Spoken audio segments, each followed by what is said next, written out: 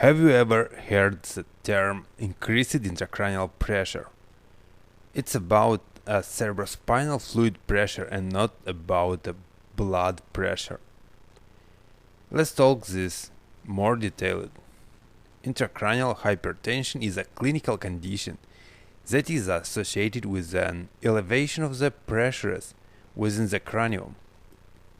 The pressure in the cranium vault is measured in millimeters of mercury and is normally 5 to 10 millimeter of mercury or less than 20. The cranium is a rigid structure that contains three main components like brain, cerebrospinal fluid and blood, circulating blood through the vessel, and increasing the volume of its contents will increase the pressure within the cranial vault.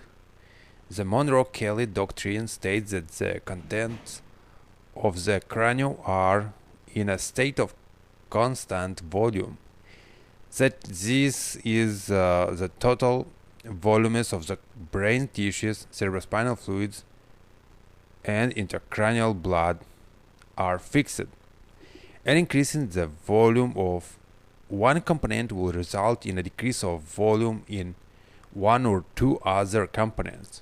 So the clinical implication of the change in volume of the component is a decrease in cerebral blood flow or herniation of the brain even.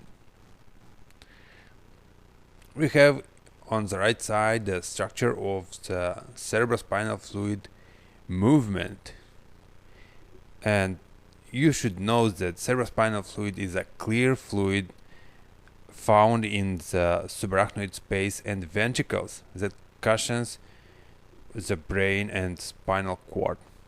It is secreted by the choroid plexus in the lateral ventricles. It is the lateral section, and this one is one of the ventricles, lateral ventricle, and there is another on the right side.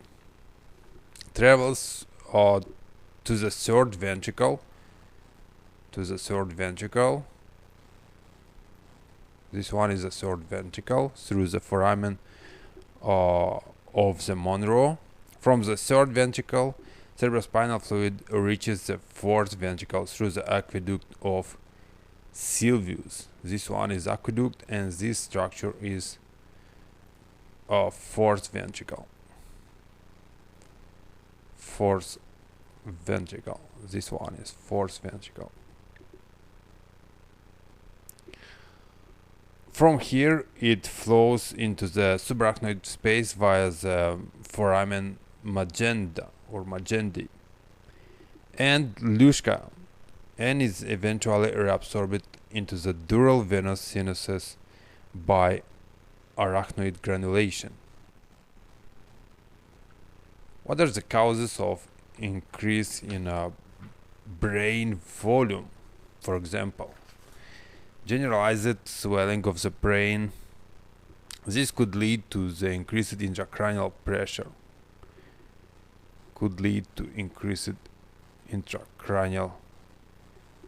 Cranial pressure. So these causes may serve as an increase in intracranial pressure. As you see, increase in brain volume, mass effect, increased cerebrospinal fluid, and decreased reabsorption. Increase in cerebrospinal fluid production usually.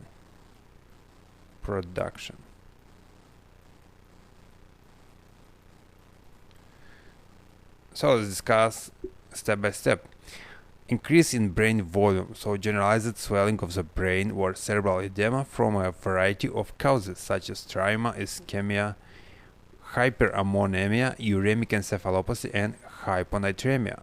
Low natrium edema of the brain, traumatism with damaged or injured vessel circulation, and ischemia with depressed circulation. Mass effect, hematoma, tumor, abscess, blood clots.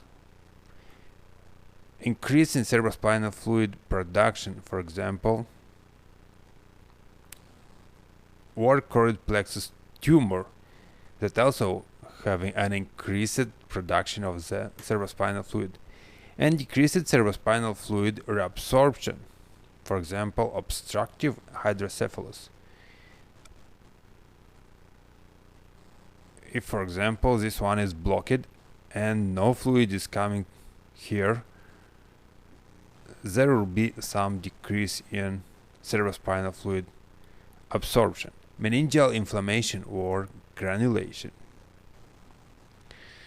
Also, causes could serve increase in blood volume, for example, increased cerebral blood flow during hypercarbia, aneurysm, venous stasis from sinus thrombosis, elevated central venous pressure, as heart failure can have these symptoms. Other causes include idiopathic or benign intracranial hypertension, skull deformities such as craniosynostosis, hypervitaminosis A, tetracycline use.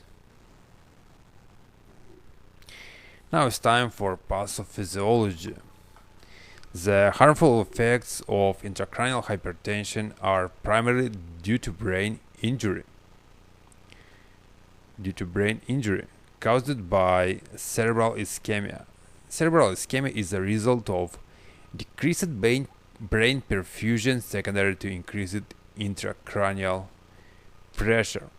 Cerebral perfusion pressure is a pressure gradient between mean arterial pressure and intracranial pressure.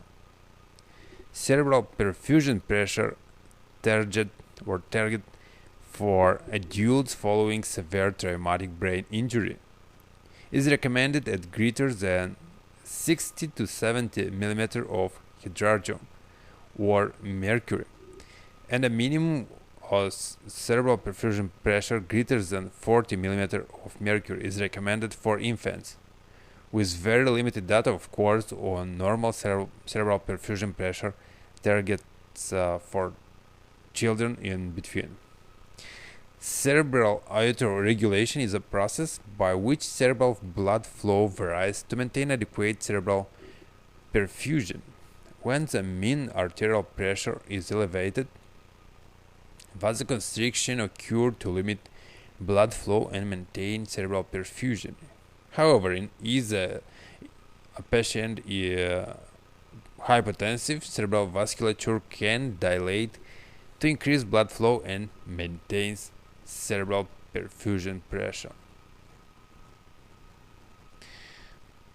So, clinical suspicion for intracranial hypertension should be raised if a patient presents with the following signs and symptoms: so headaches, vomiting, and altered mental status that varies from drowsiness to coma. Visual changes can range from blurred vision, double vision, or from cranial nerve defects, photophobia to optic disc edema, and eventually atrophy of the optic disc. Infants in whom the anterior fontanelle is still open may have a bulge overlying the area. Cushing triad is a clinical syndrome consisting of hypertension, bradycardia, irregular respirations, and is a sign of impending brain herniation. This occurs when the intracranial pressure is too high. The elevation of blood pressure is a reflex mechanism to maintain cerebral perfusion pressure, so hypertension, bradycardia, and irregular respiration. High blood pressure causes reflex bradycardia and brainstem compromise affecting respiration. Ultimately, the contents of the cranium are displayed downwards due to the high intracranial pressure, causing a phenomenon known as herniation that can be fatal potentially.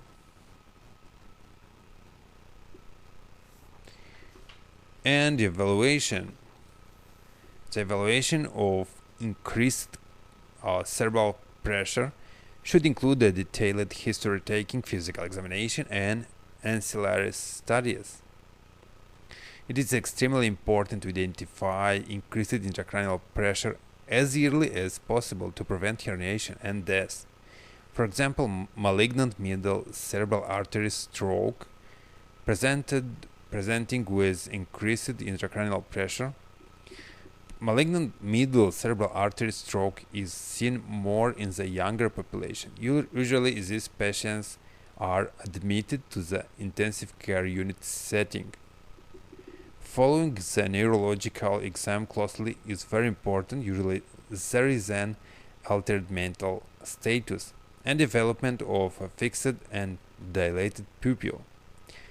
Patients presenting with findings suggestive of cerebral insult should undergo computed tomography CT scan of the brain. This can show the edema, which is visible as areas of low density and loss of gray-white matter differentiation.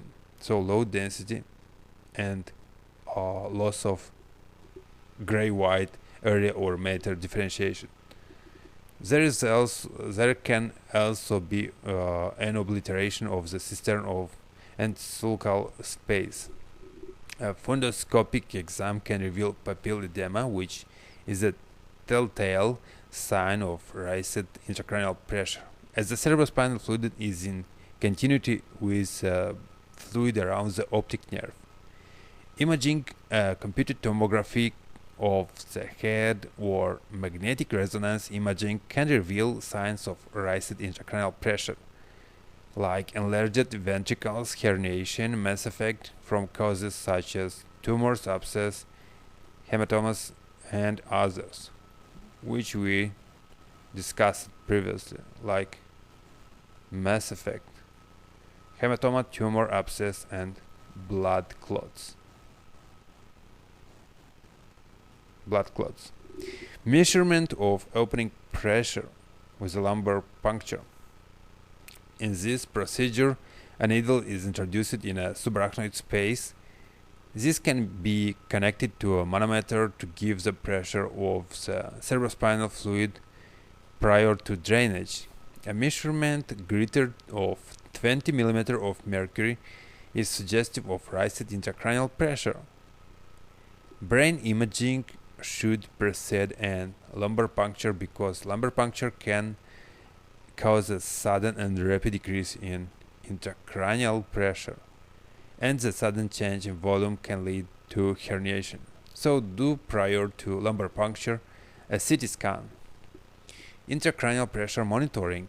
Several devices can be used for intracranial pressure monitoring. The procedure involves the placement of a fiber optic catheter into the brain parenchyma to measure the pressure transmitted to the brain tissue. External ventricular drain or EVD, a drain placed directly into the lateral ventricles, can be connected to a manometer to give a reading for the pressure of the ventricles. Differential diagnosis can be made with the following diagnosis, like acute nerve injury, blood dyscrasias, and stroke, hydrocephalus, intracranial hemorrhage, which can make clots and obstruct, abscess, the same thing, Lyme disease, meningioma, migraines, subarachnoid hemorrhage, vascular surgery for AV malformations.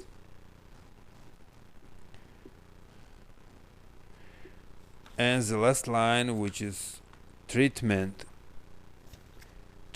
and management of the intracranial pressure. So management of airway, specifically breathing and circulation, should always be priority.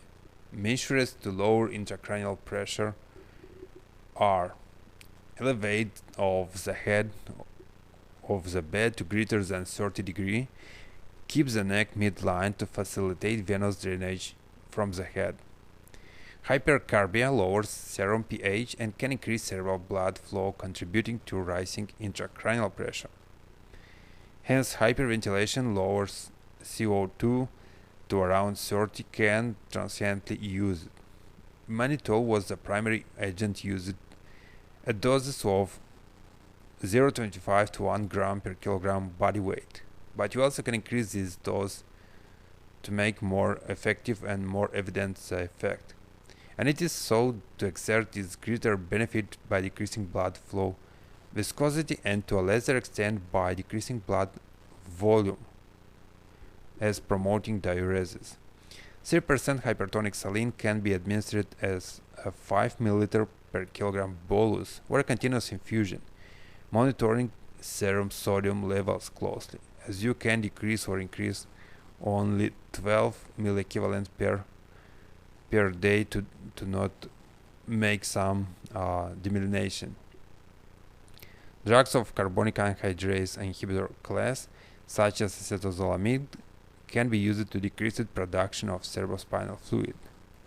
A lumbar puncture can be used to drain cerebrospinal fluid, thus reducing intracranial pressure, but only before to do the CT scan. A decompressive craniectomy is a neurosurgical procedure wherein a part of a skull is removed and the dura lifted, allowing the brain to swell without causing compression. So that's about intracranial pressure. Thank you very much for your attention and have a great time.